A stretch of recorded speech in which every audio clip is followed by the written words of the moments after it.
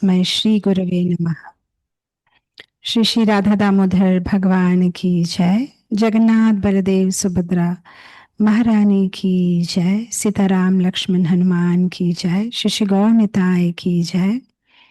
लक्ष्मी नृसिंहदेव भगवान की जय। गिरिराज गोवर्धन की जय। तुलसी महारानी की जय। जगत गुरु श्रील प्रभुपाद की जय। अपने अपने गुरुदेव की जय। सुन ले जय पताका स्वामी गुरु महाराज की जय। Hare Krishna. My humble obeisances to all the devotees of ISKCON Soho.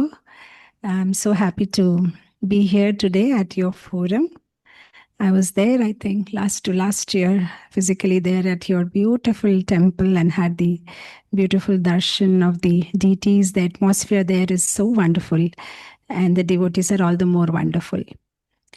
So I've been asked today to speak something about book distribution. I'm not very, whatever I'm going to speak today is something that am I audible, right? I'm audible. Okay.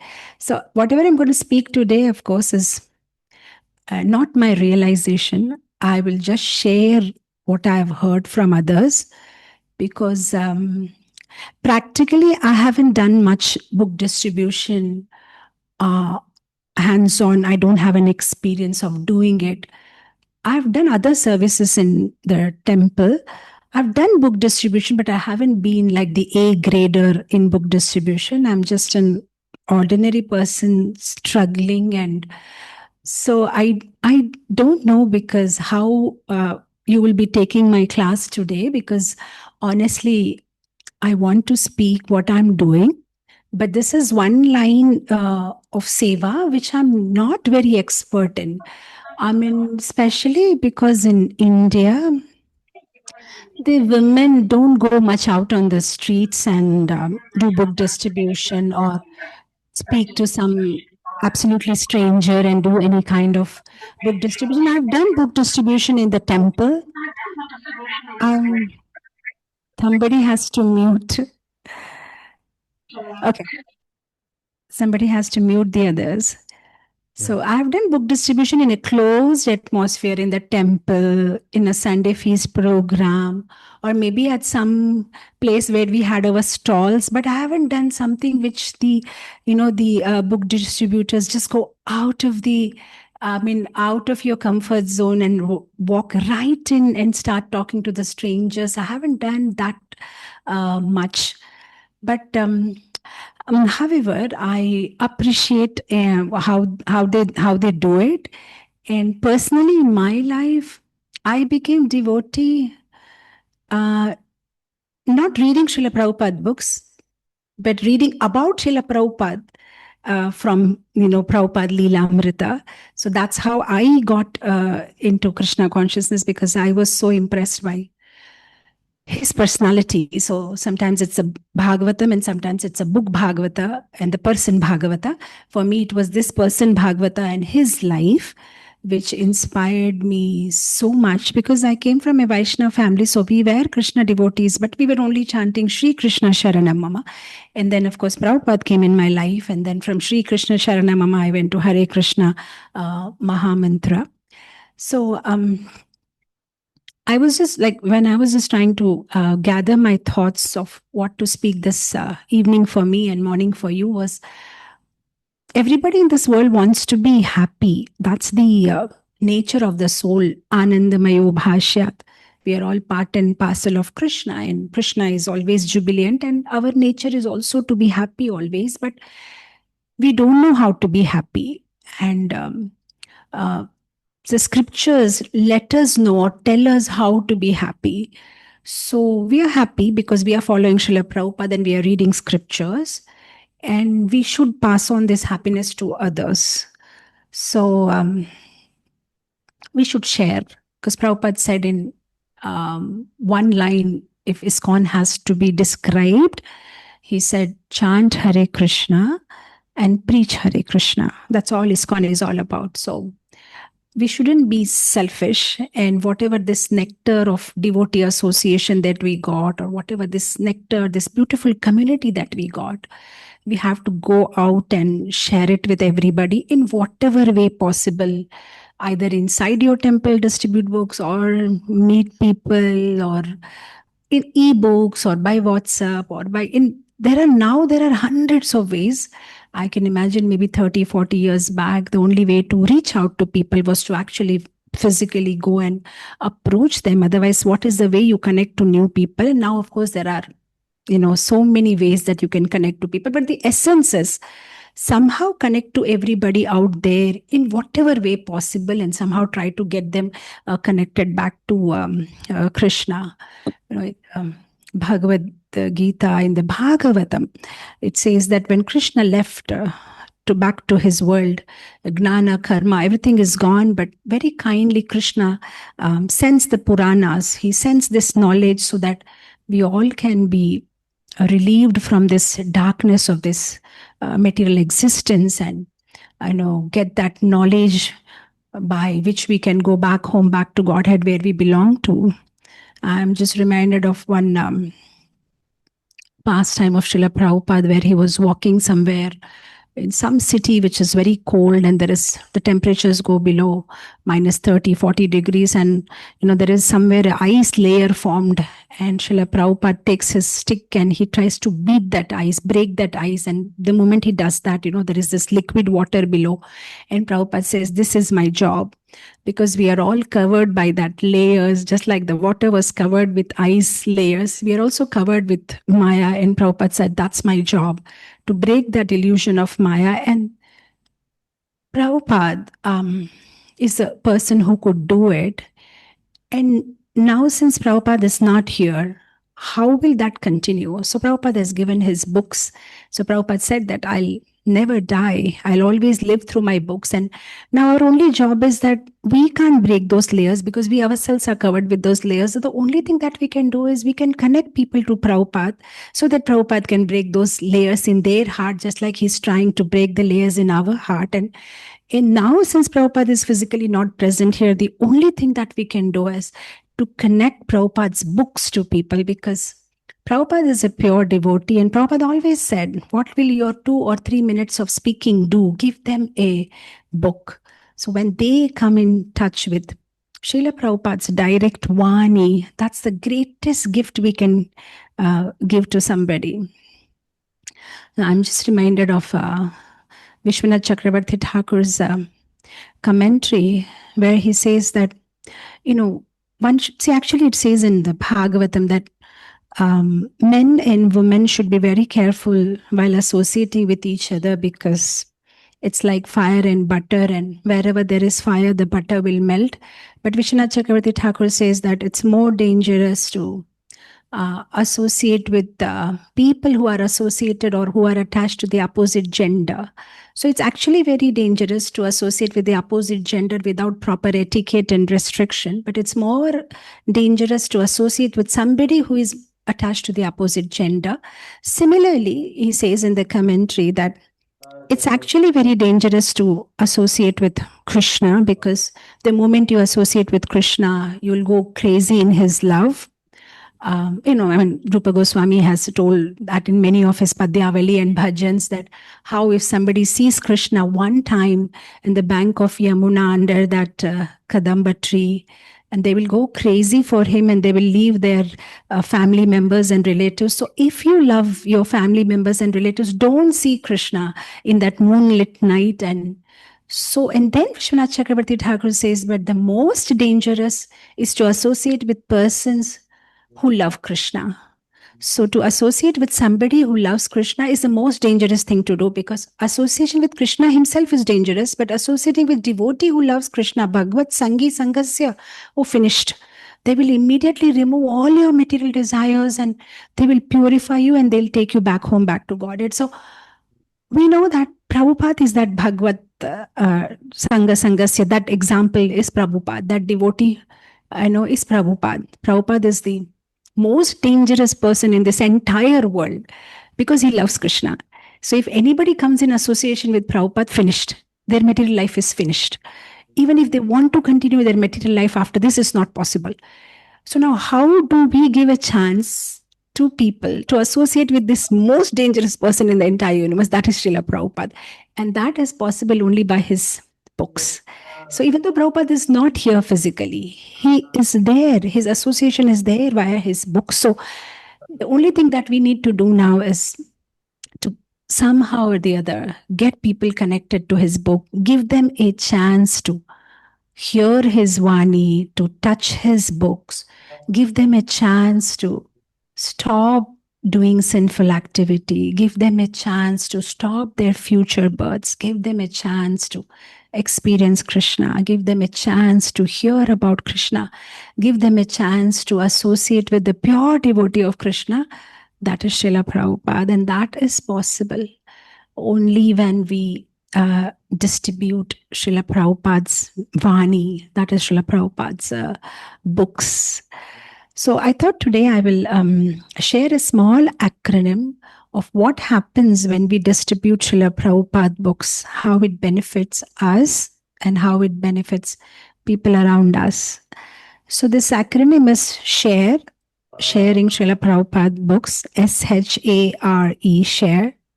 So the first word or the first letter S is sadhana.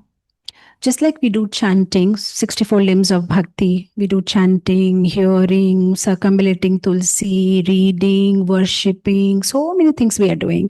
Wonderful. But the quality of that is not very great, the way we are chanting, hearing, reading. So, but ultimately, even if the quality is not that good, ultimately we are trying to do this to please Krishna.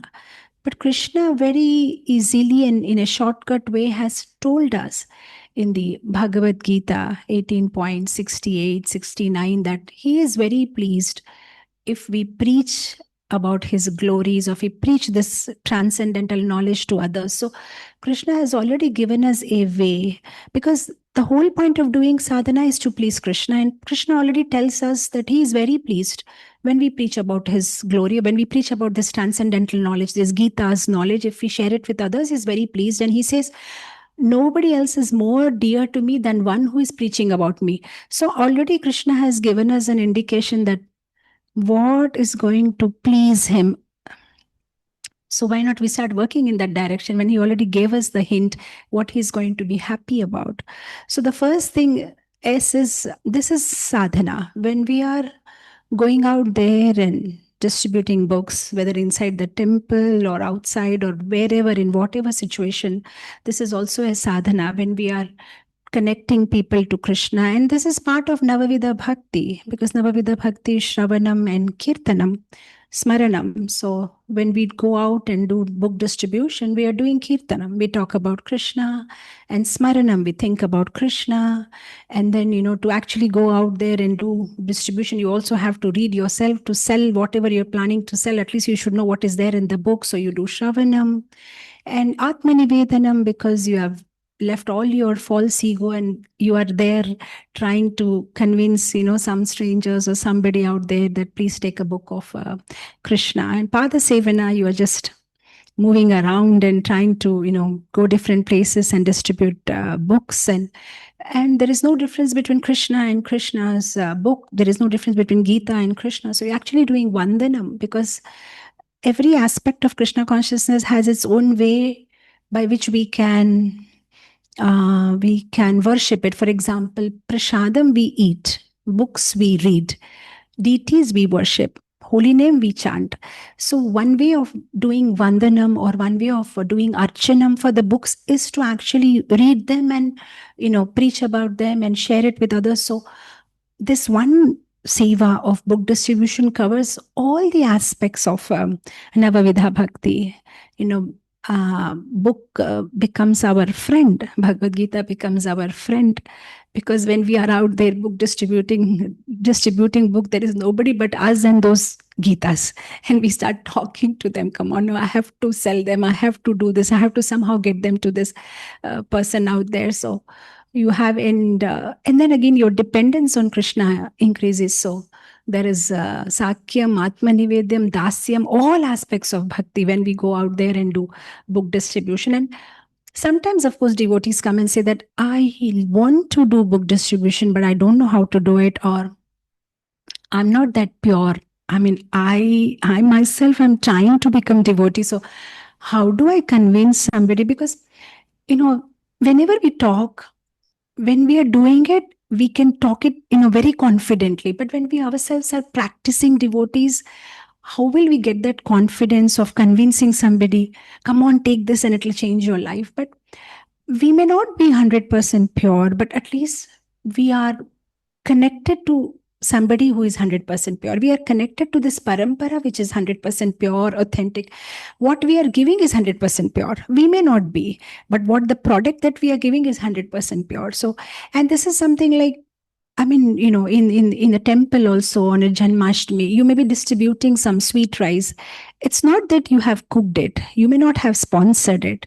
You may not even bought the ingredients. But what you're simply doing is somebody cooked it, somebody sponsored it, but you're simply putting it in a cup and distributing it to others. And that's what we are doing. We are not pure.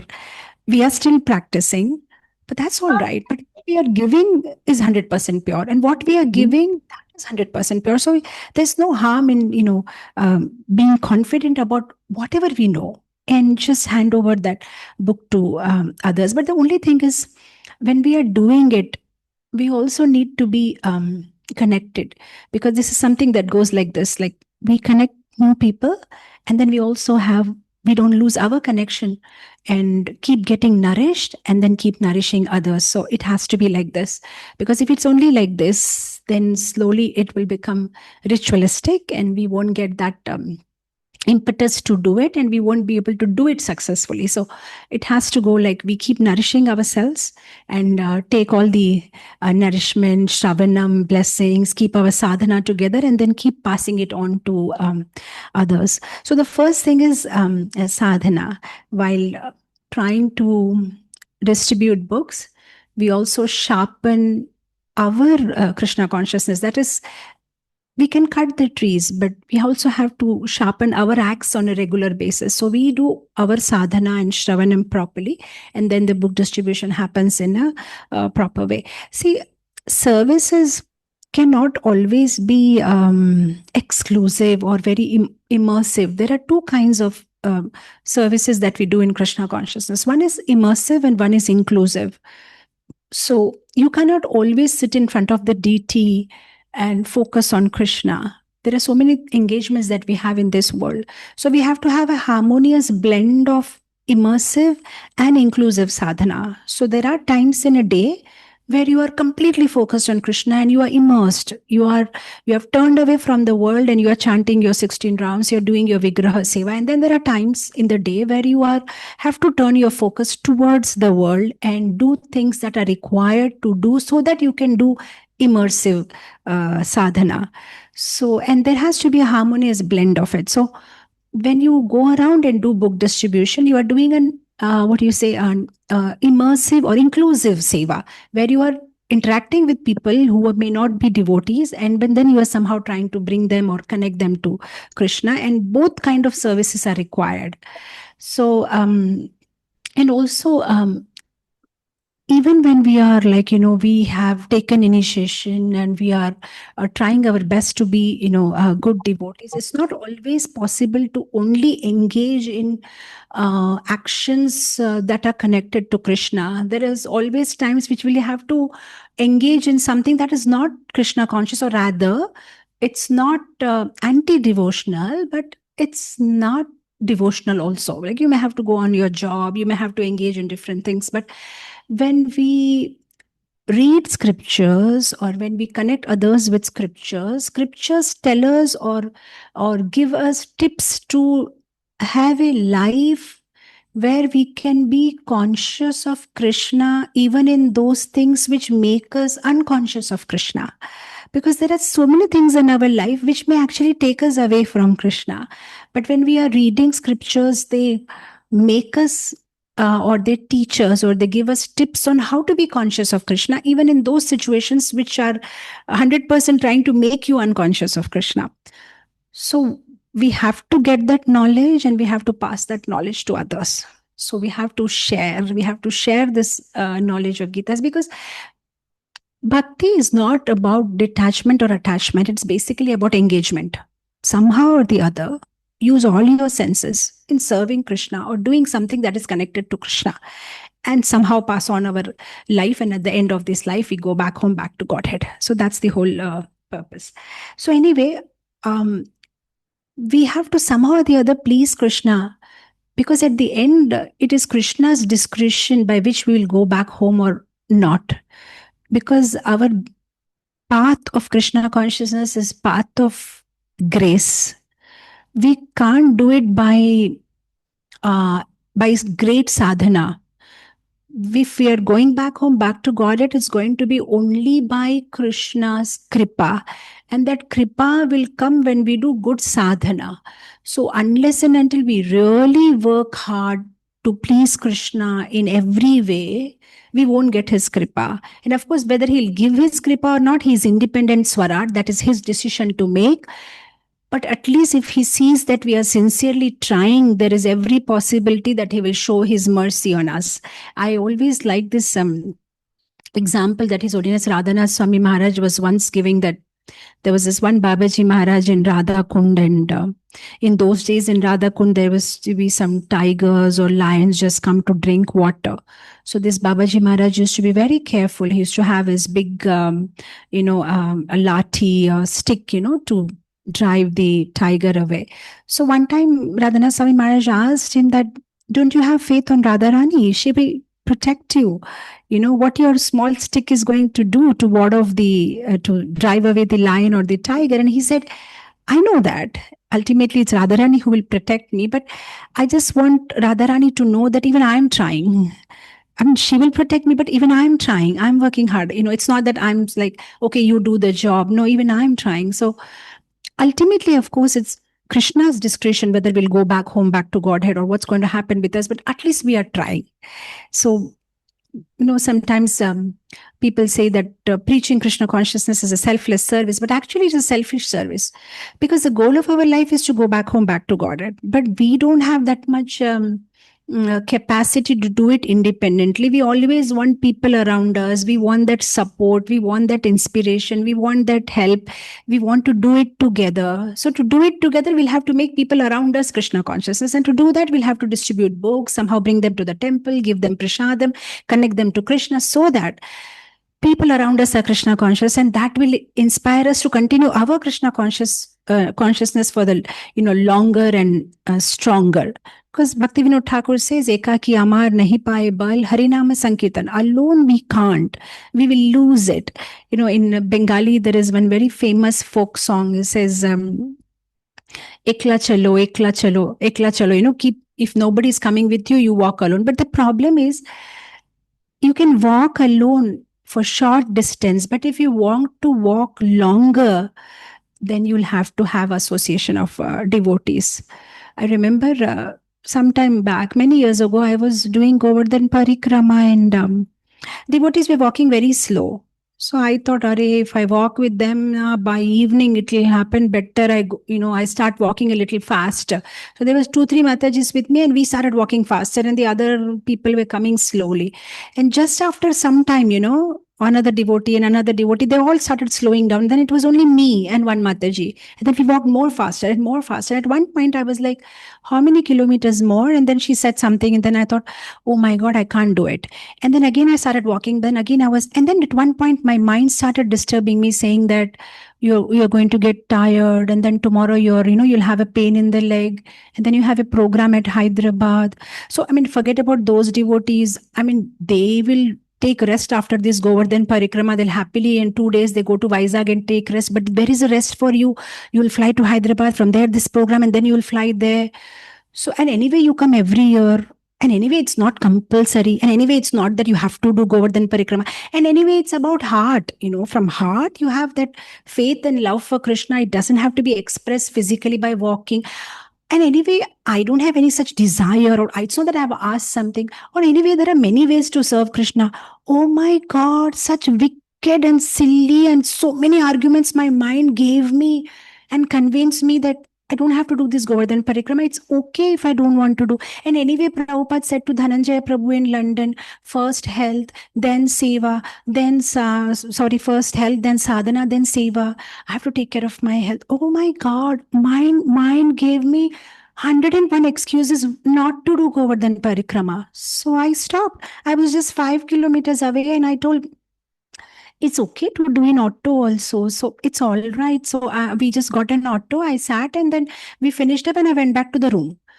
And then when in the evening, after that illusion of Maya's cover was gone, suddenly I started feeling guilty. Why did I do that? Everybody finished their Govardhan Parikrama so wonderfully. Even those who have come like first time, they don't know much about Krishna consciousness. They did it so ecstatically, chanting and all. And why didn't I do it? Then I realized, where did I make a mistake? Where did I miss? I was just trying to contemplate, where did I make a mistake? Where did I make? Then I understood, I know where I made a mistake. I left the association of devotees. I was with them, even if they were slow. At least I was with them. And if I was with them, we were doing kirtan slowly. I would have somehow completed, even if it was slow. But because I left their association, I wanted to do it fast, and I thought I'm good at it. And Maya got me all alone, and she just took me away. So we need association of devotees. So it's not that we are so compassionate, I want to make everybody devotee. No, if we don't make them devotee, we won't be able to stay devotee for a long time. And at the end of our life, we want to be surrounded by devotees. We want to see devotees around so that we don't lose our focus on Krishna. So it is a selfish service. We distribute books, somehow make everybody devotees, more and more happy devotees, bigger and larger community. That way we will remain steady and focused in Krishna consciousness. So yes, this is one thing. Is S for sadhana. This is also one kind of a sadhana. This is seva. So we need to do the book distribution. The other point is H for humility. We are all actually carrying along with us a pus of false ego, which we don't realize because we keep blowing air to it, and people around us also keep blowing air. So we are very happy and cool. But when we actually go out for book distribution, the people in the outside world, they don't blow air on it. They pierce it. And it hurts. And suddenly we may think we are very humble. We may think, actually, I'm such a nice person and I'm so nice to everybody. And I'm actually following Trinadapi Sunichena. But actually, we haven't even tested whether we are following Trinadapi Sunichena or not, because we're always in the comfort zone, always among the devotees, and half of them think we are pure devotees, and we think half of them are pure devotees. So, it's just beautiful, and everybody is like, my humble obeisances, Dandavat Pranam, and things are so beautiful in the comfort zone. But when we actually go out there and deal with strangers, we can understand whether am I actually Trinadapi Sunichena or not, because it's easy to talk about those chemicals in theory, but we actually go into the lab, you can understand whether the yellow color actually comes out or not in the test tube. You can actually test it. Similarly, we may think we are so wonderful because nobody has scratched us at the wrong place. So we are fine. But when we actually go out of our comfort zone and talk to people, meet, and try to do something, and then we really understand that how much patience we have, how much humility we have, how much determination do I have. Do I do it for 2 days and the third day I'm like, I think it's enough of book distribution. I think I'm already done with it. So how much patience we have, how humble can we be in provocating situations. So H for humility, when we do book distribution, lot of good qualities that we are aspiring for. Titikshava, Karunika, Sadhu Bhushana, Sadhava, all that qualities.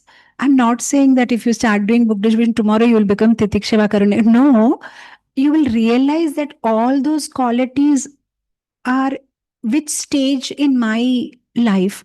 Are they in a stage where I appreciate those qualities? Oh, wow. Or are they in a stage where I am aspiring to get those qualities? Or are they in a stage where I'm actually work in progress and I'm trying to do something about those qualities? Or I have already achieved them. So you can actually understand where do you stand. Because Krishna talks about 36 qualities in 12th chapter of Bhagavad Gita. Then he talks about so many qualities in the other chapters of Bhagavad Gita, in Bhagavatam, in Chaitanya Charitamrita, 26 qualities of Vaishnava, 36, 26, 14, 20, 18, so many things. But how many do I have? How do I even gauge it? So Krishna says, Adveshta, Sarvabhutana, Maitra, Karuna evacha, Nirmamo, Nirahankara, Sama, Dukkha, Sukha, Shami, Santushta, Satatam, Yogi, Yatatmam, Dridhanishchayaha, Mayarpita, Mano, Buddhi. Oh, so many qualities he says, one by one by one by one by one. So where do I stand? And how much have I developed? So we can understand our report card when we actually go out for book distribution. So S for sadhana, and H for humility, and A for appreciation. So when we actually go out there and distribute books, and then especially when we hear about people coming back to us and saying thank you for that book, and actually it was nice, and I mean, yeah, I could, I understand, I could change some things in my life. Or when we actually see people in our lives, whom we just knew they were not following anything, and then now we see they've read Prabhupada books, and there's been so much change in their life, and they've become devotee, and that will give us so much satisfaction, so much happiness from inside, and appreciation. I mean, sometimes, I don't know, I may be wrong, but when we are distributing book, it's not that we have read all the books. Maybe we have read some of the books. I mean, not all the books, and it's not that we remember everything from that books. But when we give it out to others, and when they come back and tell us, now then we all the more have an impetus that I think I should also. I'm distributing it, but I think I should also read it once more, because this devotee is appreciating so much about that book. But I read Isopanishad. I was okay with it, but look at this guy. He says the first line itself had, had conquered him. So is it? And you just, I tell you in my personal life, Krishna consciousness came so easy in the sense, I was not from a family where oh, we were eating meat and now suddenly. So for me, it was like, okay. I was not getting that value of it, like, wow, so much struggle, because it was not that struggle for me. It was like in a very easy life. But then, once I came across this book, Salted Bread. Oh my God. And that book, I tell you, when I read about that devotee and the struggles, and though I have not struggled to get Krishna consciousness in my life, but when I heard about others' struggle, I valued what I have. Otherwise, I was not having value. Something like during Corona. During Corona, when we were checking those oximeters every day, now suddenly I got a value. I'm breathing. Oh, I have so much oxygen in my, oh, my pancreas are working fine. Great. We never had even we were breathing so unconsciously. We never even knew that we have to check and, how our breathing level is and all. But suddenly we got a value. And similarly, in my life, when I read that book, Sarva Bhavana Prabhu's Salted Bread, suddenly I valued everything. Of course, it stays only for a few days and sometimes maybe a year or so, and you have to again read it, because human mind is like that. For some time, you'll get that value, and again, you will, especially, in that book, he talks about, he himself tells that you'll never understand the value of sunshine unless you are put into some dungeon in a wet, dark room with 6 meters height, just some bug inside. He said, you'll never understand the value of sunshine. So he says that when I was arrested by the KGB in Russia, in the former Soviet Union, for distributing Srila Prabhupada books, and they handcuffed him. And he said, that day I suddenly realized the value of my hands. Because you said, till you are, you have your hands, your mind is peaceful. But he said, the moment you are handcuffed, suddenly your hand wants to itch. It wants to, rub your nose, do this, do that. Suddenly you start feeling all kinds of things, and you feel like, you can't move. So he said that, he tells in his book that when I was put in that wet, dark, dirty place with all the bugs and all, and after 3 days when he was released, almost 14 to 20 times he got arrested for distributing books. And when he was released after 3 days, he said, I went out there and I started praying to sun god. And I was chanting mantras and saying, thank you for being in my life. I could understand the value of sunshine. I could understand the value of hands. I could understand the value of freedom. So, when you read that whole account of just to distribute Srila Prabhupada books. Can somebody go so much out of their way?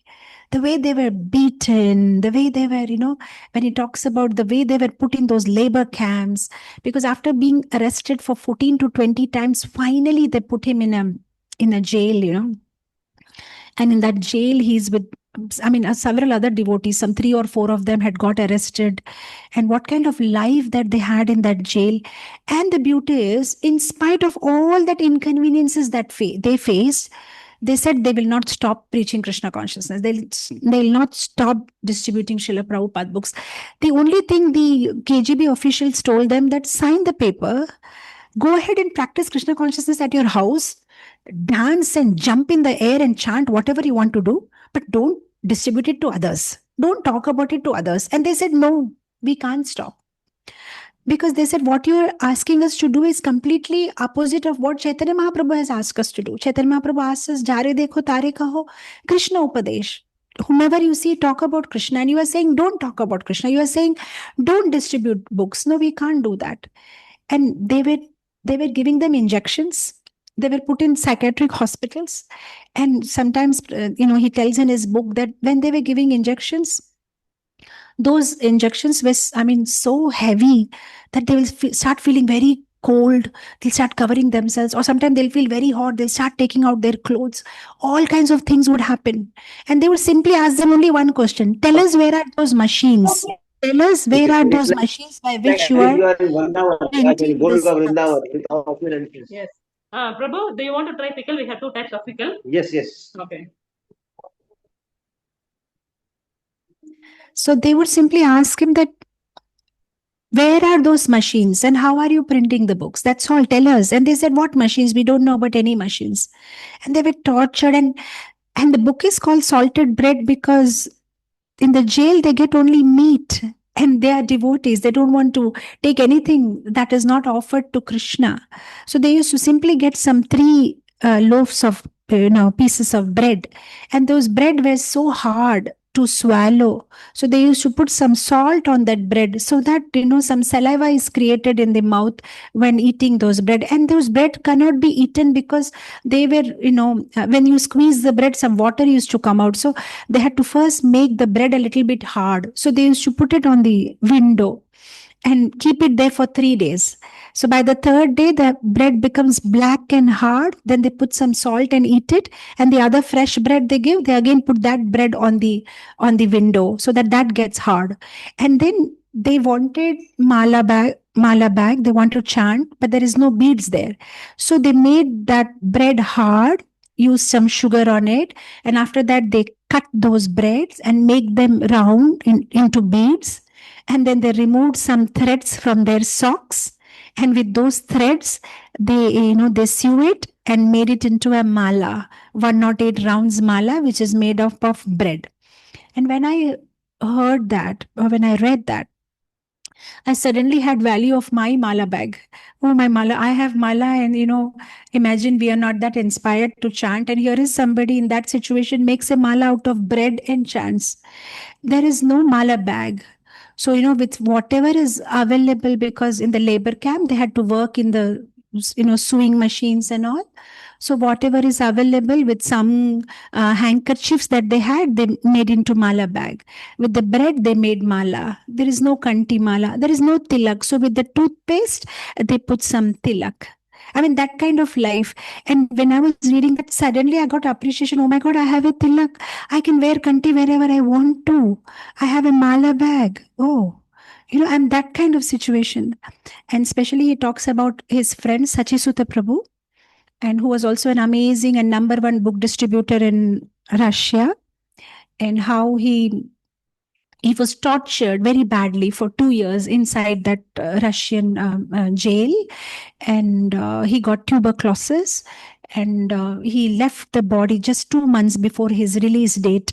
And when he left the body, he took some newspapers, he made a mala with that, he took toothpaste and put tilak.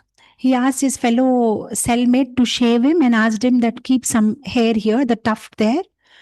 And then he took his handkerchief, mala bag made with handkerchief, his mala, which is made up of bread.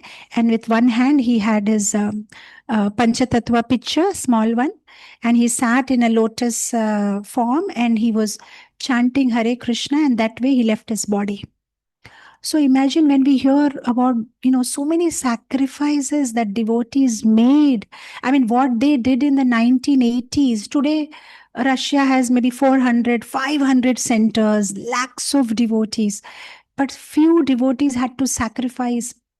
They had to tolerate so many hurdles and so much torture. Sarva Bhavana Prabhu talks how they were beaten black and blue, and sometimes blood is coming out from different holes of the body. But they did not stop chanting Hare Krishna. And I like one line where he says, I have never missed my 16 rounds. Oh my God. When I read that, I thought, in that kind of situation also, he never missed his 16 rounds. He said that sometimes they were beaten so badly, given so many injections, that they didn't even have the strength to sit and chant. So they lie down. But he said, even while lying down, I've never missed my 16 rounds. And I was like, and they didn't have dhoti to wear, but they don't want to wear Western outfits. So whatever that bed sheet available, just wrap it around like dhoti. So with all these kind of situations, and then sometimes their malas get caught. And so then they started making smaller malas, 54 round malas, 54 beads mala. So that 54 bead malas, they calculate, okay, this I have to chant 2 times so that one round is over. And then 54 was also getting caught. So they started making 27 beads mala. And even in that kind of situation, I like his realization where he says that, but I was very busy. And sometimes he said, though it was very austere, but he said, sometimes, I was happy. Why? Because I used to think that though I am here in this very wretched situation, I'm continuously talking about Krishna. There is no time. Because outside, when we used to distribute books and talk about Krishna, it's always risk that somebody will catch us. Here we had the total freedom to talk about Krishna because, all the time he said, I didn't even have the time to understand what pain is there in which part of my body, because continuously somebody or the other in the prison is asking me a question, who is Krishna? What you people do? What is this chanting Hare Krishna? And I had to explain. And then somebody else will ask, then I had to explain. So I was so busy preaching, I didn't even realize where is my pain, which part of my body is broken, or where they have bet me on my spine. No time. Continuously preaching Krishna consciousness. And then he says something so beautiful. He said, actually, I was a new devotee, and I had just read Isopanishad, coming back, and some little bit part of Bhagavad Gita. I don't know much philosophy. But he said, there I was speaking as if I must have read Chaitanya Charitamrita 10 times, Bhagavad Gita 15 times, like that I was speaking. And he said, I don't know where the words were coming from. They used to ask and I used to answer so beautifully. And I used to think, are they my words? How am I able to speak so wonderfully and convince them? So he says that the most ecstatic time in the prison was, he said, in the morning, he used to sit on that base on that window, and he said, I used to sing, Samsara Dava Nalalita Loka Tranaya Karunya Ghana Ghana Tvam Praptasya Kalyana Gunanavasya. And he said, all the prisoners there used to sing, Vande Guru Shri Charanara Vrindam. He said they didn't knew the other lines because it was difficult for them to repeat. But because I used to every day sing this one line everybody picked up. Vande Guru Shri Charanara Vrindam. So he said, when I used to sing that, everybody right on the top floors, upstairs prisoners and the prisoners on my same level, and they had these aluminum cups and plates where they used to eat the food. They used to play, with that, and they used to sing Vande Guru Shri Charanara Vrindam. And he said, that was the most ecstatic time. He said, I used to feel like, wow, they're all taking shelter of Srila Prabhupada. They don't know, but they're getting this greatest mercy. Every day they're chanting Vande Guru Shri Charanara Vrindam. When we hear this kind of incidents, we feel, what are we doing for Krishna? What are we doing? We are so comfortable, so happy in our comfort space. And here are devotees who have sacrificed, and how much Krishna must be pleased with them. How much they have sacrificed. They already got Krishna consciousness. They could have happily be at their house, put on the air condition, sit on the sofa and chant Hare Krishna and go on annual trips to Vrindavan. But they took that, that extra step, that austerity, just to spread this Krishna consciousness to others. And their sacrifice has brought now lakhs of jivas into Krishna consciousness in Russia. Even Ananta Shakti Prabhu, Ananta Shanti Prabhu, the first person whom Srila Prabhupada gave initiation, just one single person. Prabhupada goes in 1971 to Russia, Moscow, and in 4 days, he's the only guy, they get, and Prabhupada, Shamsundar Prabhu brings him and they preach to him, and Prabhupada teaches him to cook, and he just spreads Krishna consciousness. And he was tortured so many times in psychiatric hospitals. They're given injections and given electrical shocks, just that forget Krishna. And they said, we cannot forget Krishna. They were so loyal and sincere to Srila Prabhupada. No, we want to distribute Prabhupada books. And Prabhuji was explaining that how there is no printing press. So, and they are not expert in that. So somehow they used to, underground in a basement, very hidingly print those books, maybe take some Xerox, print them, a small machine, and then bind them with their own hands, stitch them, glue them, paste it. And he said, to make those books, he said, sometimes days together, we haven't gone out, just morning to evening, only prasadam break, morning to evening, keep on making those books. So our hands used to bleed. And after all the hard work, when we are ready with those books, suddenly a KGB officer will knock the door, walk in, take away all our books, finished, gone. And I said, we used to cry. With so much hard work, we made those books and they're gone. And he said that one of the devotees, Sachisuta Prabhu, was very smart. And he used to hide some books inside the piano. That in case if the KGBs suddenly come up, then they used to hide the books in piano, at least 30, 40 books, something will be saved after all the hard work they did. So imagine, look at our lives. We don't have to do any such thing. We're neither gluing them, neither pasting them, neither binding them, nothing we are doing. The temple authorities are telling us, here is the books, Prabhu. Can you distribute it to somebody? And very comfortably, we just have to take them and distribute it either by phone, WhatsApp, by our Facebook accounts, or go personally or make phone calls. Just give this knowledge. We haven't even had to go through all these things that the devotees have gone through in the initial days to bring this Krishna consciousness to everybody. And then, and one incident which inspired me a lot was, he said that these KGB people, when they confiscated the books, they were thinking, these people are fidayan, what you call them, why are they so crazy about it? 100 times we are warning them. We are putting them in the jail. Still, they're going on printing this book. So what is there in this book? So they wanted to read it. So one of the KGB officer, he took 2-3 books home. Said, I'll read it in the evening before sleeping, or in the night. I'll just read and go through what is there in the books. So he had these 3-4 books in his house. Somehow his son, the KGB officer's son, he read one of the books of Srila Prabhupada and he became a devotee. And in future, he became the temple president of one of the temples in Russia. So now, this KGB officer was like, whom should I curse, whether the devotees or me? Because I only brought that book in my house. Just I wanted to know what is there in this book. And his son became a devotee and preaching Krishna consciousness full time. Of course, after that, in the 1989, everything got, all that kind of tortures stopped. And then devotees took the first flight to India, and all those Russian devotees, but they had to go through so much torture, so many hassles, but, and I remember this one incident, particularly in that book, where Sarva Bhavana Prabhu says that I just had 2 photographs, because you see, when you get inside the prison, they'll take away everything from you, right? They'll thoroughly check you and they'll not allow any of your belongings inside.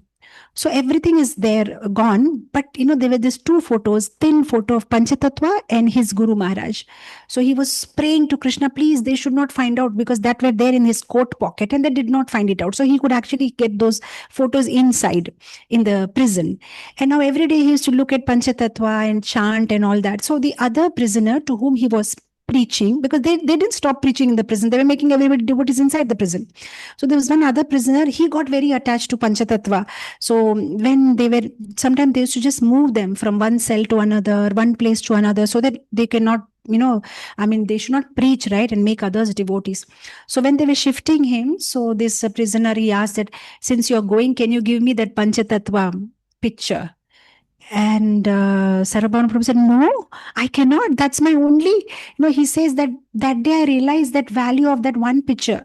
I mean, we can just walk into the gift shop and buy 1,000 pictures of Panchatattva. Maybe we can have our whole house with those pictures. We can have in cell phones or laptops. But imagine those days in the 80s, that one single picture was his only connection to Krishna. Among all this dead, dark, wet prison, inside the prison only there was this commode, bathroom, and for the toilet and all, which was open. There was no gate, and there was 37 people in that same room. So every 10-15 minutes somebody's there passing stool and urine, and it smells. And I mean, all kind of situation. You go to the dining hall, there is meat being cooked.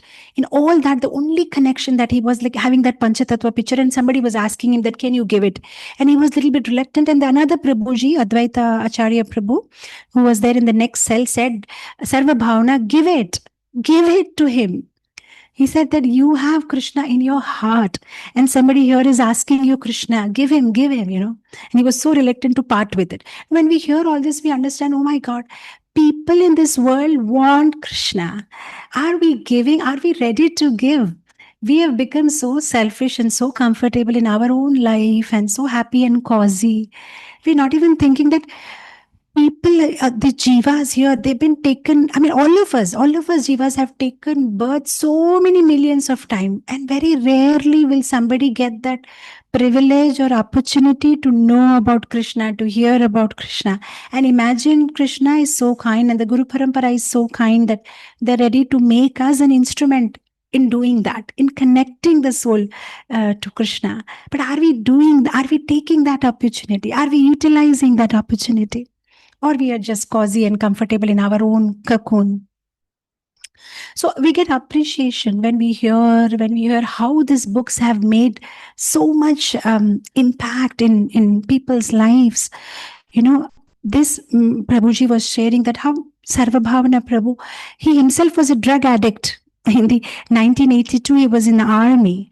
In the army, somebody told him that because though that place was like the temperature was minus 45 degrees, very cold.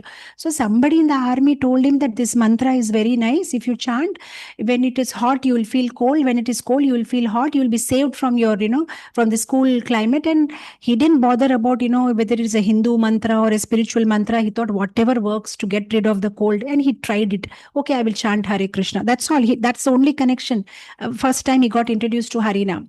And after that, when he was finished his army, and when he came to meet one of his friends who both were doing drugs together, his friend said, I have stopped drugs. So really, how did you do that? He said, oh, I've met these Hare Krishnas, come and see them. He said, I don't want to see them. I don't want to stop taking drugs. I'm happy doing it. He said, no, just one time you come to the temple. So they brought him to the temple. And then when he came to the temple, there was this Prabhuji called Sannyas Das Prabhu. He was not well. He was lying down. They brought him to him, and he just told 2-3 lines, but very, very effective. He said, how would you know the taste of a fruit without eating it? How would you know the taste of Krishna consciousness without experiencing it? Why can't you stay in our temple for 3-4 days? If you like it, you stay. If you don't like it, you can go. So he cross-questioned him. How would you know the taste of hashish or marijuana without tasting it? I will taste your Krishna consciousness. You taste my drugs. How will you know how nice it is? And especially if you take it and then chant Hare Krishna, you will feel all the more happy. And then he said, after all, what it is, you are worshipping Tulsi plant. This is also another plant. We can worship 2 plants together. And then Sannyas Das Prabhu said, please don't tell this philosophy to anybody in the temple. First of all, you try this 3 days in our process. If you like it, you continue. And he was counter-arguing, okay, I will taste yours, you taste mine. What is wrong in that? I mean, that was a situation. And he was sharing that how the devotees were so austere in those days, in such minus temperatures also. In the bathroom, there were 2 taps, hot water and cold water. You can take a hot water bath. But on the hot water tap, they had pasted a paper saying Maya. So if you're taking bath with hot water, it is Maya. So they don't want Maya, so they used to take bath with cold water, get up early in the morning, 4:30 Mangalarti. So much austerities they did. Now, when we hear all this, oh my God, so many sacrifices, so much the devotees have done. No, can't we come out little bit, one step out of our comfort zone and just try and give Prabhupada? We can't preach. We are not that pure, neither we are powerful. At least Prabhupada will be pleased, Krishna will be pleased, at least if we try, at least if we make a little effort in doing it. So anyway, S for sadhana, what we are doing when we are distributing book is also a sadhana, just like we do chanting and all. This is also sadhana. And when we want to do it, we have to improve our sadhana. Otherwise, we can't even distribute books, because unless our sadhana is correct, we won't be able to get that enthusiasm to do it. And then I said R for share, H for humility. When we get into this book distribution service, we come out of our comfort zone. It makes us humble. We interact with different people.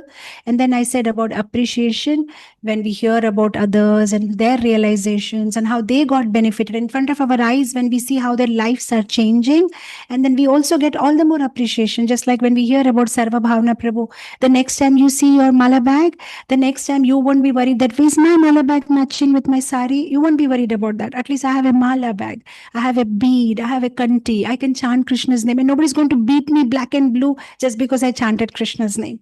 That much freedom we have, so we'll get appreciation. And the next thing is responsibility. Unless we do something for Krishna, unless we take responsibility, we will not go forward in Krishna consciousness. We will not be serious unless we do something. When we distribute books, we become a family member of Krishna. I many times give this example, just like in a birthday party, there are two kinds of guests. One who will just come, sit, eat some cake and go away. And there are one who are very close to the host of the birthday party. They'll go right in the kitchen. They'll start, giving some snacks and chips and start serving some water and all, because they're part of the family. So do we want to be part of Krishna's family?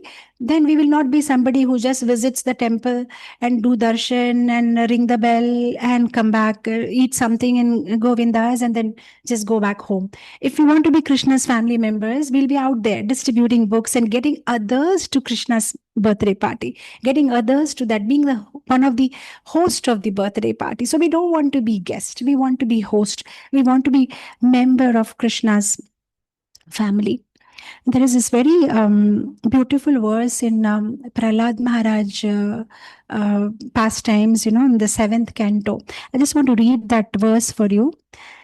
Tasmat sarveshu bhuteshu dayam kuruta sauhridam bhavam asuram unmuchya yaya tushyati adhokshaja. Tushyati adhokshaja. Do you want to please Krishna? Do you want it quick? Like quick, just like instant noodles or the instant coffee, something like that. You want instant, quickly you want to please Krishna? Then he said, Dayam kuruta sauhridam. Dayam, show compassion. To whom? To everybody in this world. How? By giving them Krishna. This is something that Prahlad Maharaj is telling to his schoolmates, that leave your demonic mentalities. If you want to please Krishna, please give this message to others. That is what it says. And I like it so much because it's relatable. We are also, we may not be looking like demons with horns and big teeth, but we have that demoniac tendency. So Prahlad Maharaj is actually directly speaking to us. Give up this demoniac tendency. Take up Krishna consciousness and give it to others. Then what will happen? Tushyati adhokshaja. Very quickly, like instantly you can please Krishna. See, many times, we have these questions and we keep asking every sannyasis or ISKCON speakers, preachers after Bhagavatam class, how should I please Krishna? What will please Krishna? What should I do so that I progress in Krishna consciousness? What? We have so many questions. There is an answer for this. Tushyati adhokshaja. You want to please Krishna? Talk about Krishna. Give Krishna to others. That's it over. That's going to quickly please the Lord. Quickly please the Lord. Talk about Krishna. If you don't talk about Krishna, you'll talk about Maya. That's all. But the tendency is there to talk. Now it's your choice. What do you want to talk about? If you start distributing books, you will start talking about Krishna, because there's no other way around. You're selling Krishna. You have to talk about Krishna because you're selling him. You're selling Krishna's book. So, we are not that, like Srila Prabhupada, but at least I just want to share one, I don't know, I'm going over time. I just want to share you one particular day in Prabhupada's life. If you read it from Hari Sauri Prabhu's diary, just one day from Prabhupada's life. He finishes a program at 11 o'clock. He sleeps in between 11 to 11:30. 11:30 he gets up, and then up to 3 o'clock he does translation. From 3 to 4 he has a massage. 4 o'clock he takes bath and reaches the airport, and then he takes a flight to Colombo, and from there he takes a flight to Singapore. They had to stay for long hours in the airport because of some technical slack, and then from there he flies to Sydney or Melbourne, and there he gives the arrival address, and then he goes and takes bath, and then gives a long lecture which goes on up to 11 o'clock. Then again from 11 to 11:30 he sleeps. Again 11:30 he starts translation, and then after all these 36 hours of flight, he's again up, after translation, taking bath. In the morning 6 o'clock he's ready for going on a morning walk. So he goes and wakes up his secretary, who is like, what? He's like, as if, am I dreaming, or really Prabhupada is up and walking? You come for a morning walk. So Prabhupada, I cannot come. And Prabhupada is 70 plus, and the secretary is 24, maybe 22, 24-year-old. Said, I'm finished, I'm exhausted. And Prabhupada is all enthusiastic, goes for a morning walk. And from there again, so many programs, same routine, day after day. The next, I think, goes to Latin America. There goes for a TV program, a Sunday class. Again at 11 o'clock, 11 to 11:30, take rest. Again 11:30 to 3 o'clock. And like that, he goes on and on and on. And after that whole, programs, at the end in the evening, he's having hot puris, halwa and milk. And Prabhupada says, wow, this is how it should be. Work hard whole day for Krishna and then have nice prasadam. Now, Prabhupada did it at that age, he did it. I mean, we are not even that old. But still we want to have our comfort, like one day prasadam miss, and I'm sure we'll talk about it 10 times. I went on book distribution, I had to skip my lunch, and then, this happened. But imagine day after day, so much compassion that Prabhupada must be having. We can't imitate him. Only thing we can do is be grateful to him and express our gratefulness by doing something that pleases him. And he said book distribution pleases him. So that's what we can do. There is actually Bhaktisiddhanta Saraswati Thakur, when his disciples went to preach in the West, Bhaktisiddhanta Saraswati Thakur, he had 64 temples in India and 3 temples outside India. That was in Rangoon, in London, and in Hamburg. And when his disciples went for preaching to the West, he gave them 3 instructions. And these 3 instructions are, what is the purpose for book distribution? What is the purpose of our outreach programs? What is the perspective? What should be our perspective when we are engaging in this kind of outreach programs? And what is the process? 3 things, very beautifully, in nutshell, that explains our whole attitude, or what should be our attitude towards outreach program. The first thing he says, actually, I'll read it for you, the exact one. The only purpose of the most merciful persons is to transform the degraded taste of people. I said, what is the purpose? Why are we distributing books? Why are we preaching Krishna consciousness? What do we want to achieve by that? He simply says the most merciful person. That is, see, the word most merciful persons is used for those who preach Krishna consciousness. So we see that in the Gopi Geet. The gopis say, right? Tava kathamritam tapta jivanam kabibhiriditam kalmasapaham shravanamangalam Srimadatam bhuvi grinanti ye bhurida jana. Gopi say, bhurida jana. The one who talks about Krishna are very merciful people, very magnanimous, because they're talking about Krishna. They're doing the greatest welfare. I mean, somebody can give clothes, somebody can give money, somebody can give water, somebody can give food, somebody can do kanyadan.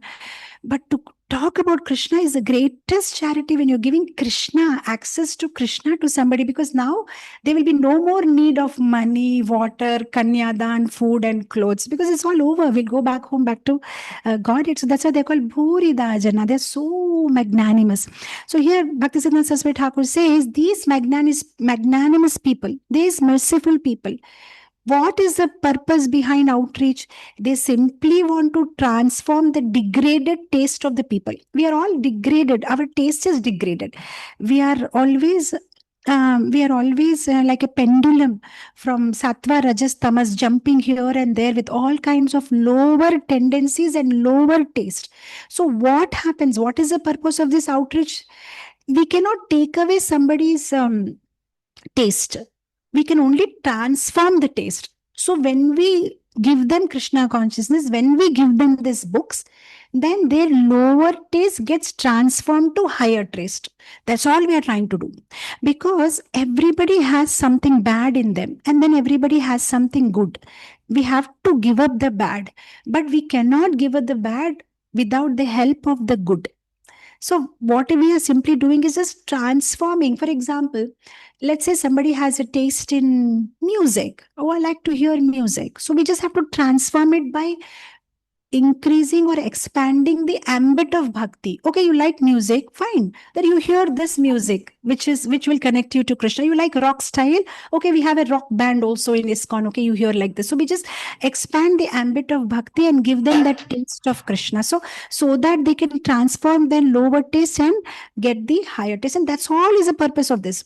Because we cannot make anybody devotee. That's not possible. We have to forget about, we can only do is give them that taste. So that Prabhupada says, once we give them that taste, now their journey will begin. Because they got the taste. Now they'll not enjoy this lower taste. Now the pursuit will begin. Where is ISKCON temple? So the moment you give them book, they'll open it. Then they will get that taste. Wow, this is so beautiful. And then they'll start looking, where is the address? Where is the local temple? What are the timings? Now it's over. Now we go to the next person. Their journey has begun. Now, because they got the taste, now they will pursue it. They will long for it. And then, their spiritual journey will start. So he said, that's the only purpose of our outreach. Give people a chance to feel Krishna, a chance to experience Krishna, a chance to touch Krishna, a chance to hear about Krishna. Just one chance. That's all we are doing. Give them a chance. Give them a chance. So this is what he said is the purpose. And then he said something, I'll tell you what, in the second part, I'll try to make it a little bit more shorter. So that's the purpose. And second thing he said, these are Bhaktisiddhanta Saraswati Thakur words, I'm just repeating. He said, what should be our perspective? He said, the pure devotee sees that everyone is a spiritual master, and therefore the pure devotee is Jagat Guru. Now this is something like what? So pure devotee sees everybody as a spiritual master, and that is why he's Jagat Guru. Yes, because what a pure devotee's perspective towards people around him is, he has the maturity to take everybody around him as a part and parcel of Krishna, messenger of Krishna. He'll be able to take situation, people, everything as a plan of Krishna. Like you see in Prabhupada's case, Prabhupada, when he was distributing those Back to Godhead magazines, people were throwing it. So once a postman said, Swamiji, these magazines people are throwing away. Why can't you write books? Books people will not throw. They'll keep. Magazine they will throw. And Prabhupada took it as a message from Krishna. And then he said, yeah, that's correct. I should start writing books. So, the perspective when we are into this service is to see everybody as a messenger of Krishna. Touch everybody as a, okay, and for that we require a lot of maturity. Only that person can become a Jagat Guru, Bhaktisiddhanta Saraswati Thakur says. And he was giving these instructions to his disciples who were supposed to go and preach in the West. He said, just remember, purpose is to transform their taste, give them the higher taste. And how you have to perceive it, or what should be your perspective, to look at everybody as like Prabhupada even said, like to his disciples, that they are all being sent by my Guru Maharaj, so to help me out. So there is no question of taking credit, ego, nothing. The perspective is that everybody is a spiritual master. Everybody is a part and parcel and messenger of Krishna. So, that, and then in the third part is the process. And what should be the process? Bhaktisiddhanta Saraswati Thakur made a strong statement. He said, without shedding hundreds of gallons of blood, you will never be able to make people understand the truth, the absolute truth. You cannot. You have to have that patience. You have to have that determination. You have to have that sacrifice. Unless you are ready to do that, you cannot make people understand about Krishna consciousness. So imagine how much patience a devotee has to have and not to get disappointed frequently. I tried, but it didn't work out. I did it, but it's not working. But nobody is taking. It's Kali Yuga anyway. Who will be interested? No, keep on trying and keep on trying. Be kind, be sensitive, be patient, be determined, and depend on Krishna. So that is one thing. And I just love these three instructions, because whenever we indulge in outreach program, this should be the purpose. This should be the perspective of dealing with people, and this should be the process.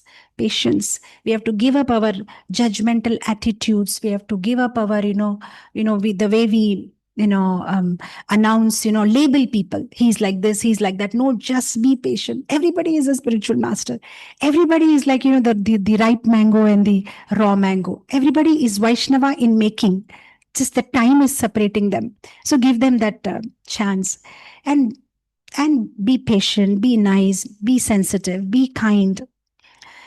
I was one funny statement, the other day, me and my son were discussing. He said, we are always, people in ISKCON are always counting, comparing and counting how much congregation you have, how many families you are connecting, how many books you distributed, how many temples you have, what is your outreach, what is this? We keep counting heads of how many people we became instrument in bringing Krishna consciousness. And me and my elder son were discussing, but do we keep a count of how many people could not come to Krishna because of us?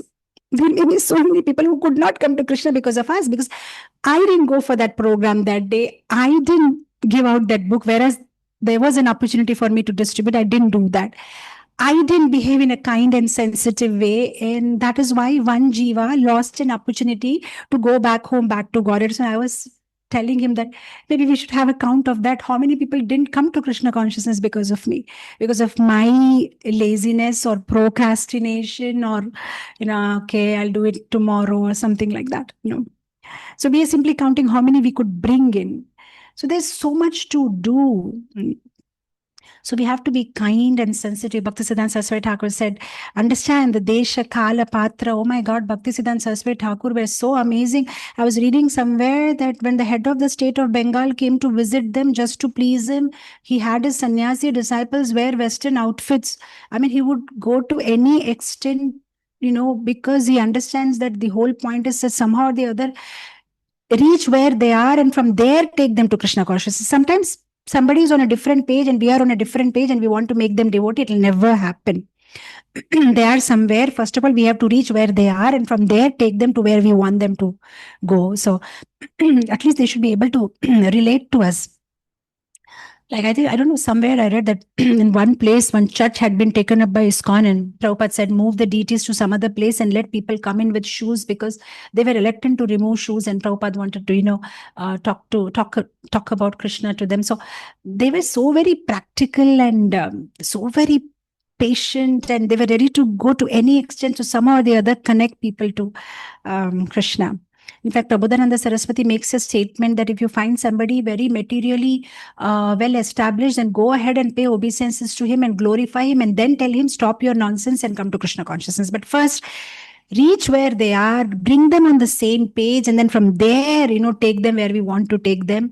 Don't be, insensitive that they don't even want to talk to you, or they don't even want to hear you, because sometimes as speakers or preachers, we have tendency to talk, but we are not sure whatever we are talking is relevant to the other person or not, and how relevant it is, we don't know. See, that's why Prabhupada was so smart. I remember this when Sally Agarwal, in one of the interviews, she says that when Prabhupada was in our house, he was interested in everything that is American. When I used to use the vacuum cleaner, what is this? How do you use it? Or washing machine, or anything for that matter. So Prabhupada was so smart. Before actually started to preach to the Americans, he understood what the Americans are. How do they think? He was curious to know and understand. So as preachers, it's very important that we understand Desha Kala Patra, people around us, how sensitive they are, what is their cultural background, and how do we speak with them. And And are we just forcing our script on them, or we are just, coming on the level where they are comfortable and then go around and preach to them? So anyway, it's getting late. So I said about the acronym SHARE. S for sadhana, H for humility, A for appreciation. We get appreciation about Prabhupada books when we preach about them and we distribute them. And then responsibility, unless until we take a responsibility. See, if you love, you serve. If you love Prabhupada, you will serve. So love is expressed by serving. Automatically it comes. When you love somebody, you want to serve, you want to please the person. And then we spoke about the 3 instructions that Bhaktivedanta Saraswati Thakur gave to his disciples. And the third one, and the last one in our SHARE acronym is ecstasy. When you give Krishna, you get Krishna. If you give Krishna to others, you get Krishna. You see, the proof, in the Bhagavad Gita, the ending chapter, he will say, Sanjaya will say, I'm thrilled. I'm so happy. I know I'm feeling joy again and again. I'm rejoicing this whole thing. Now, the point is, Sanjaya spoke it, and Dhritarashtra also heard Gita, but we don't see any verse by him saying, I'm feeling thrilled. Why? Because Sanjay gave Gita to somebody. He gave Gita. He heard it and he reproduced it. So he was thrilled. He was happy. He got that ecstasy. Yeah, it's good we are reading Gita, but when we also give it to others, we'll feel that same thrill, that same happiness, that same joy again and again, what Sanjaya felt. So when we give Krishna, we get Krishna. When we glorify Krishna, when Krishna is and we give Krishna to others, and Krishna is pleased with us. So, with this last example, I like to close here. I remember as a young girl, in India, in marriages, when they get married or something, the guests come in. One beautiful way of welcoming the guests is they sprinkle rose water on the guest, and we used to do it as young girls. Me, my sister, dress in beautiful dress, and then stand there at the entrance and keep sprinkling rose water on everybody who enters. And I remember when we kept sprinkling, at the end of it, we used to smell of rose because we've been sprinkling for 2 hours now, on the guest. This is what happens in Krishna consciousness. You keep sprinkling on people. You keep giving Krishna consciousness to people via Prabhupada books, and then you will get drenched in love of Krishna. So the more you give, you yourself will get drenched in love for Krishna. So this is our opportunity. We may not be expert. At least let's have a desire. At least let's see, our intention will attract Krishna's attention. At least we make up a desire. Okay, I want to do it. At least we make up a sankalpa. I'll try to do it. I want to do it. I will do it. So, and then Krishna will make a way for us. So we can take guidance and help of those who are expert and that A+ students in book distribution. Take their association and take inspiration from them, and at least try. We may not be Hanuman in book distribution, but we can at least be a squirrel, in book distribution. Whatever little bit we can do, we may not have big scores, but at least like the Radhakund Babaji, we can say, but I tried. At least I tried to do something. If we don't even try, that would be unfair, because we have depth, we have rin, we have pitru rin, we have bhuta rin, rishi rin. So many depths we have to the nature, to rishi, to our parents. But it says in the Bhagavatam that if somebody becomes devotee, he is relieved of all the rins. If somebody becomes a devotee of Mukunda, okay, we have become devotees of Mukunda, we are relieved of all the rin, that is all the depths. But at least we have one depth towards Srila Prabhupada. He gave us Krishna consciousness. He brought us into this beautiful community. He gave us this beautiful life. So that depth is not done, by, even though we have become devotee, we really want to, free ourselves from that depth of Srila Prabhupada. Then we have to distribute books, and that way we can please Prabhupada. And if we please Prabhupada, then Krishna is pleased. And if Krishna is pleased, then, maybe this lifetime or some lifetime, we'll go back home, back to Godhead, and free ourselves from this cycle of birth, death, old age, and disease. Thank you so much. And as usual, I've gone over time and very, very sorry about that. Thank you so much. Jagat Guru Srila Prabhupada ki jai. Hare Krishna. Hare Krishna Mataji, thank you so much for that heartfelt session. I'm still speechless. I don't know what to say, but it's very overwhelming. Devotees have glorified you in the chat box like anything. Is it okay if we take some questions? Do you have time for that? Yeah, yes, it's so absolutely okay. Okay.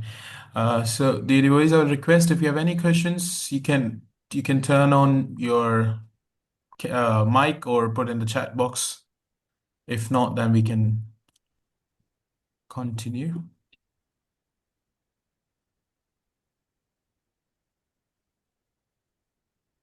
Hare Krishna.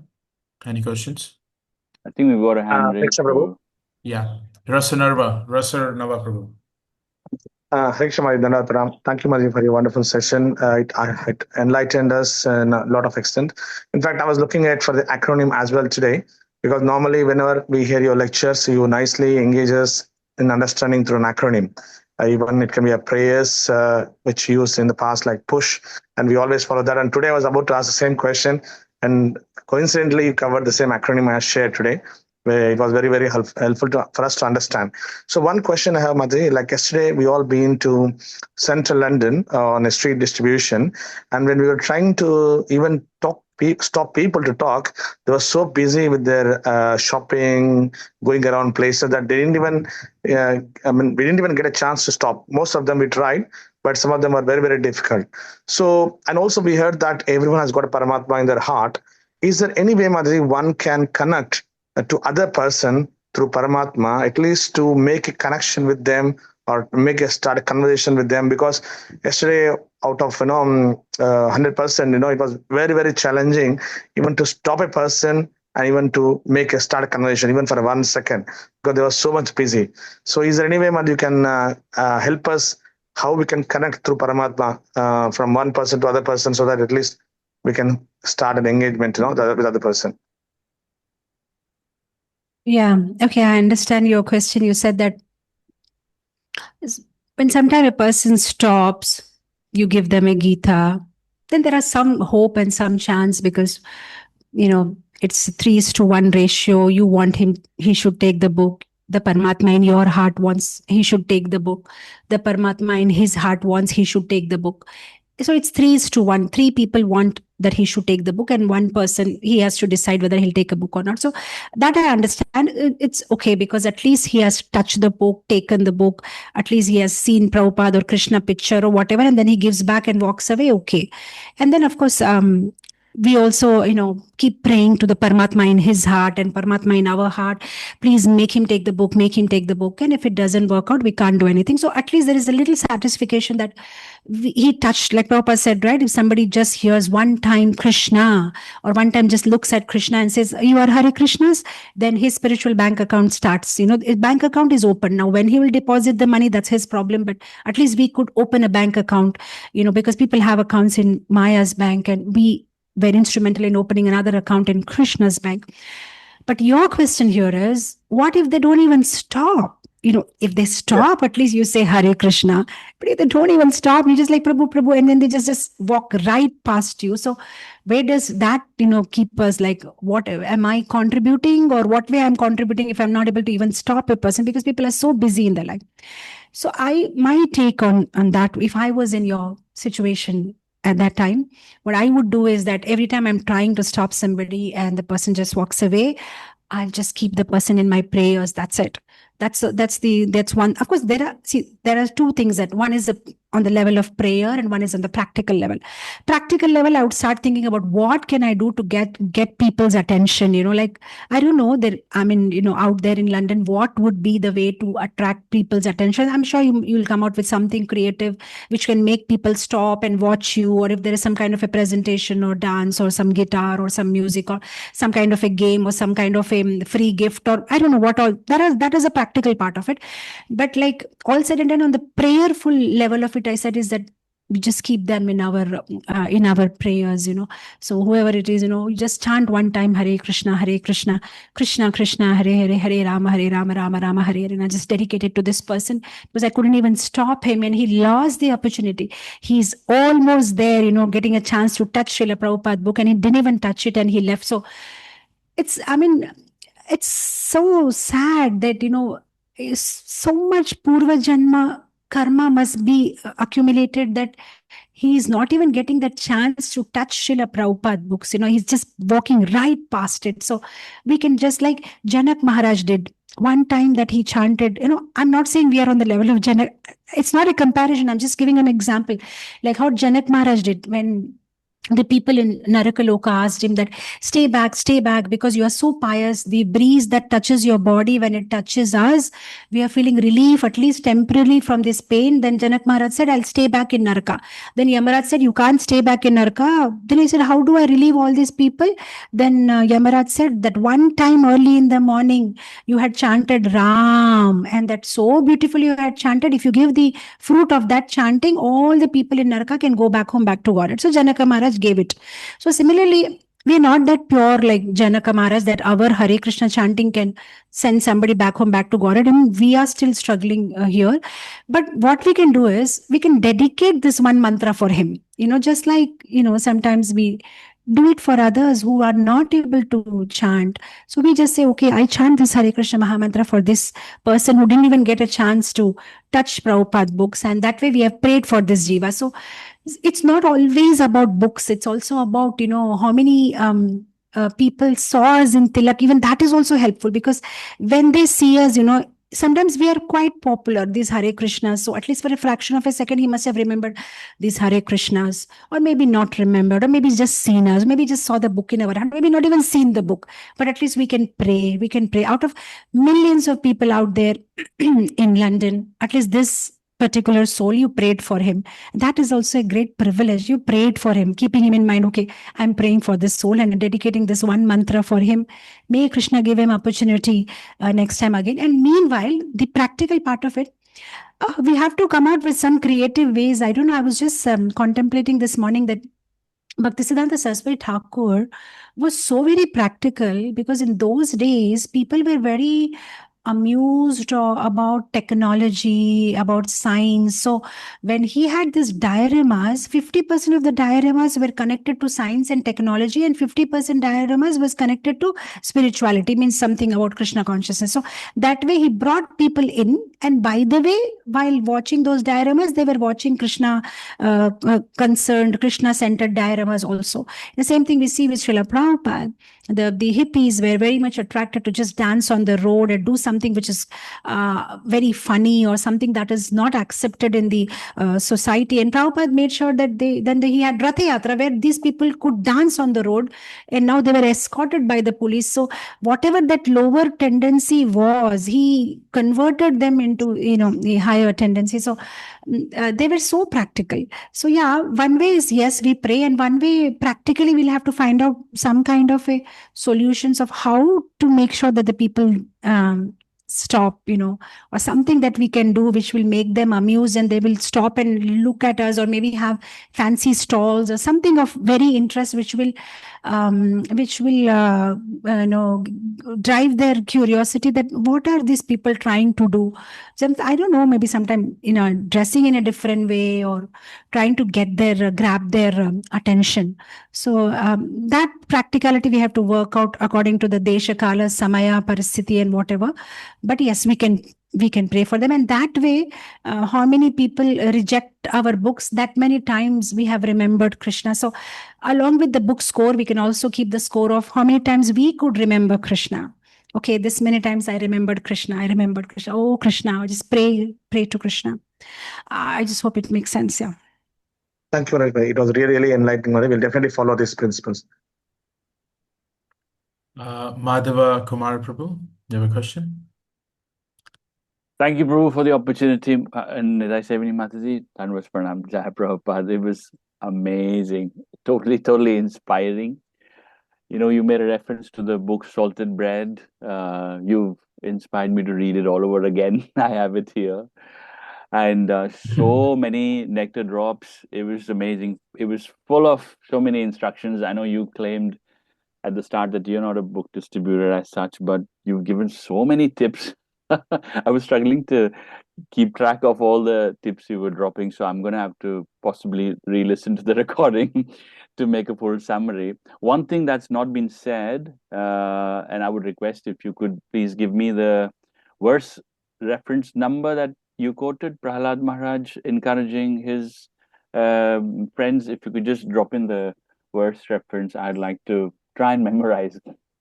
And It is yeah, 7.6.24, where Prahlad Maharaj is speaking to his classmates. perfect. Thank you so much, Mataji. And then, of course, I remember, I just wanted to obviously profusely say thank you to you. I remember you were with us a few years ago, and the time was London Rath Yatra. And I very clearly remember after an exhausting bus trip, we landed in the Hyde Park, and amongst the first thing you said to me was, "Can I have a few books to distribute?" And I was like, "Why can't you just take rest?" I don't know if you remember or not, but it was very, very inspiring that in spite of all that you do, you also want to, as you said, pay our debt back to Srila Prabhupada. So many wonderful things you've said today. Absolutely makes sense. And I could go on, and I wouldn't take much time, but very, very inspiring, Mataji. Thank you so much for all your time, effort, and energy. Totally appreciate. Hopefully, see you next year. We are planning that retreat with you. So thank you once again. My humble obeisance to you and all your efforts. Hare Krishna. Thank you, Madhav Kumar Prabhu, for your insights. Mataji said that she's not a book distributor, and what if she was a book distributor? I'm just hearing this inspiration talk. I just want to jump out of my window and go out and distribute books. We got another question from Maladarini Mataji. Hare Krishna Mataji, Dandavat Pranams. Thank you so much for the inspiring class, Mataji. Just a question. Yesterday, as Prasanna Prabhu said, we all had a monthly Sankirtan festival yesterday, so we went for a book distribution. So I was about to stop a couple. They did not stop. They didn't even look at me. They just passed two steps, and there was another devotee Mataji. She was standing there. She stopped them, and she was distributing the book. She was having a long conversation. They stopped for her, and she was giving her books even. So I was just listening this, and I felt how fallen soul I am. That 1 minute I thought this service is not for me. Maybe I can't do it because they didn't stop for me. So how to take this, Mataji? Okay, when you said this, I'm just reminded of something I want to share with you. When they had this amazing Rath Yatras in San Francisco and elsewhere in the world, and the devotees in London also wanted to do something grand as they did it in San Francisco. So I think they extended their Ratha cart and made it more grander, but they did not change the wheels. So when actually the Rath Yatra started, of course, you devotees would know about this because it happened in London. So when the Rath Yatra started, the wheels just crumbled and it was a big fiasco. So the devotees wrote to Srila Prabhupada and said that, Prabhupada, is it because of our poor devotion? And Prabhupada said, no, it is because of your poor engineering. It's not because of your poor devotion, it is because of your poor engineering.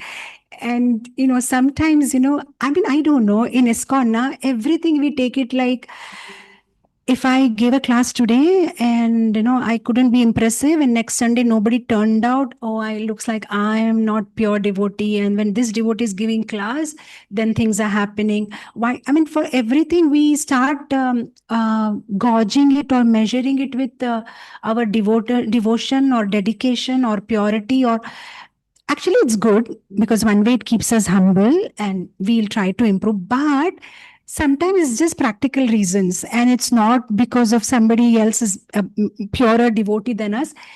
So, we'll always have to gauge things on two levels. Otherwise, we will simply become like, and I'll tell you, mind will make us lazy by this kind of impressions. Like I tell you, see, in ISKCON, somebody is good in singing, somebody is good in cooking, somebody is good in book distribution, somebody is good in making temple.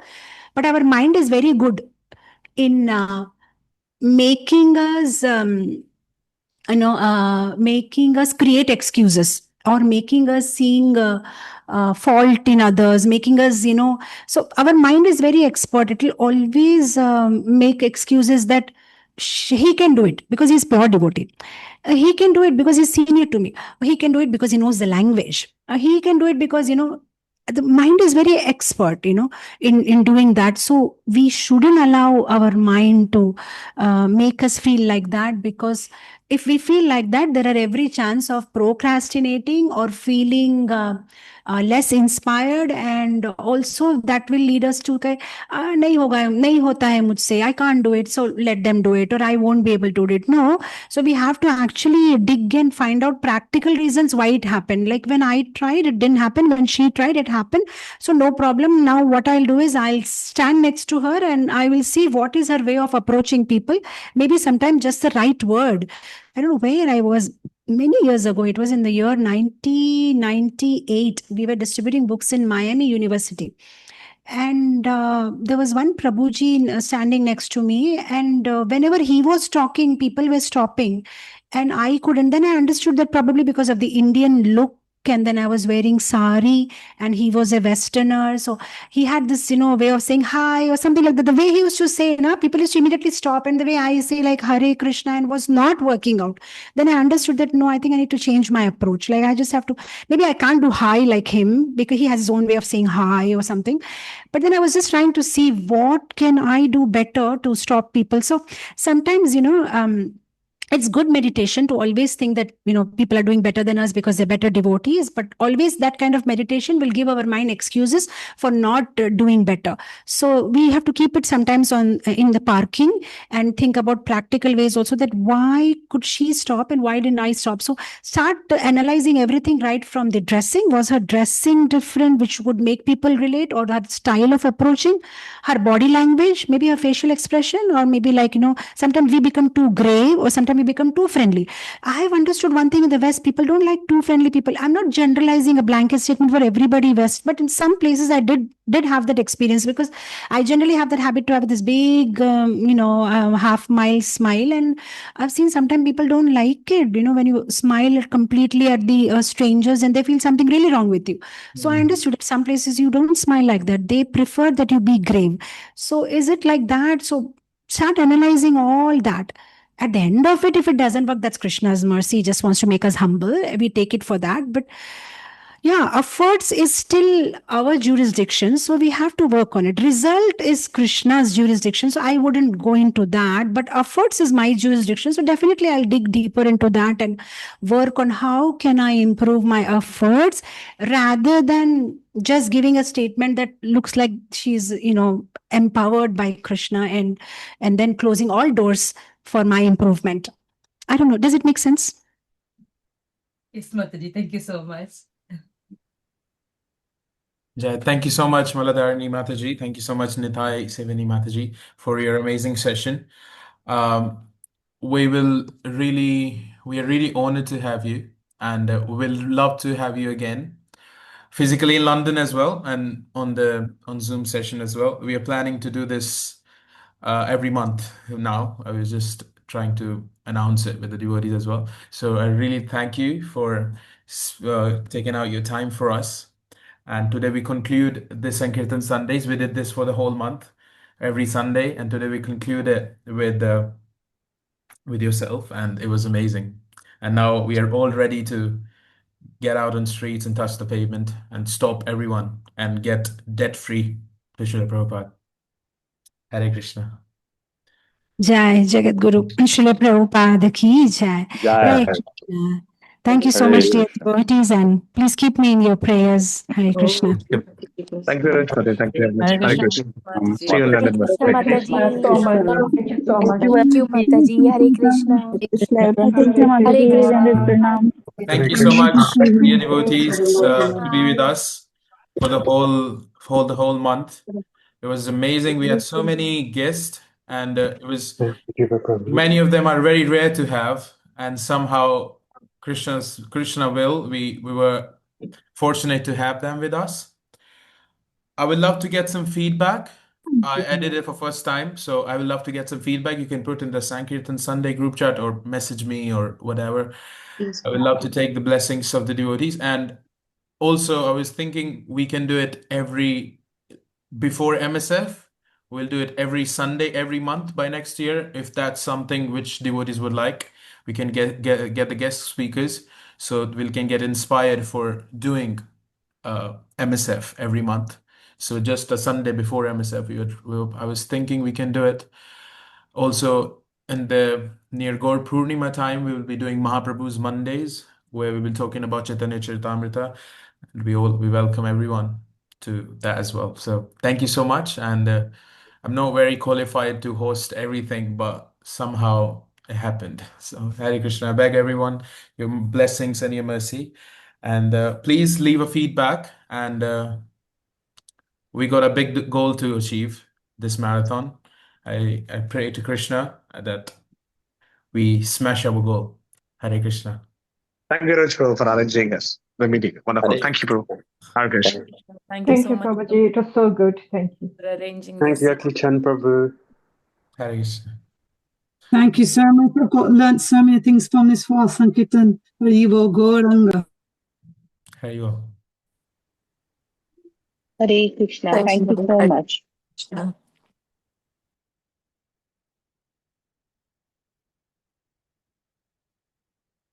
Hare Krishna Prabhu, Dandavat Pranams. Thanks for the session. Prabhu, in the sessions, we saw that it was so wonderful that last week Mataji ended up sharing their notes. Like Prabhu, Radhesham Prabhu ended up sharing his notes, whereas others, if they have really or something that would be really useful to just go through, because the others we do, I think I do make notes, but it was so wonderful because some of them couldn't complete it maybe or say something, Yeah. and some were so fast you couldn't, but that was so beautiful last time. Radhesham Prabhu just gave the whole notes which he had made or something. That was really Yeah, wonderful. Radhesham Prabhu is Yeah. very planned. Everything he speaks, he Yeah. has a notes for it. So he's very planned. You can find Even the everything. others, thank you. Yeah, you can find You everything all, on his website, yeah, radhesham.com. You can find everything there. Even others you shared, Prabhu. That was also useful. Yeah, it Even was just devotees to you also Kanti Radha shared. Mataji, she was making, and Sri Lalita, so I was just sharing.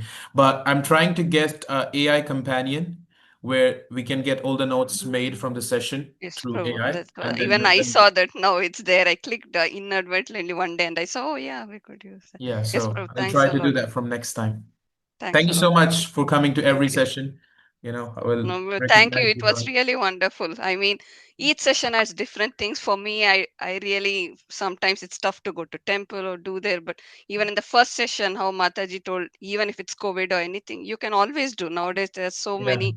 How Mataji told she did WhatsApp, and you have so many venues. Nothing should stop you. Instead there of are many even today, streams. Mataji told, even of feeling guilty. I think this happened to me also. You take the guilt trip, you're not doing anything. You're just doing the guilt trip. That's it.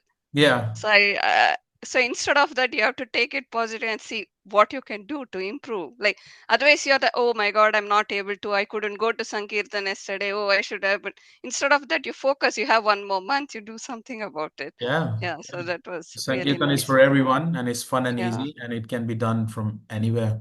I mean, Yeah. I'm sitting in Mayapur for last 4 months, and I'm trying to do whatever I can. Yesterday, you just sent a picture and fooled all of us. Like April Fool we had yesterday when we thought you were in London with your Yeah. picture. Yeah. I was in separation. Yeah, So it's Prabhu. Even we hope you'll be back. You'll be back, Prabhu, soon. yeah, I'll be back by Gaur Purnima, before Gaur Purnima. Oh, very nice, Prabhu. Thanks a lot, Prabhu. Thank you Thank for you so organizing. much. I'm sure a lot of it Hare went to Krishna. it. Thanks. Thank you all for the association. Hare Krishna. Hare Krishna.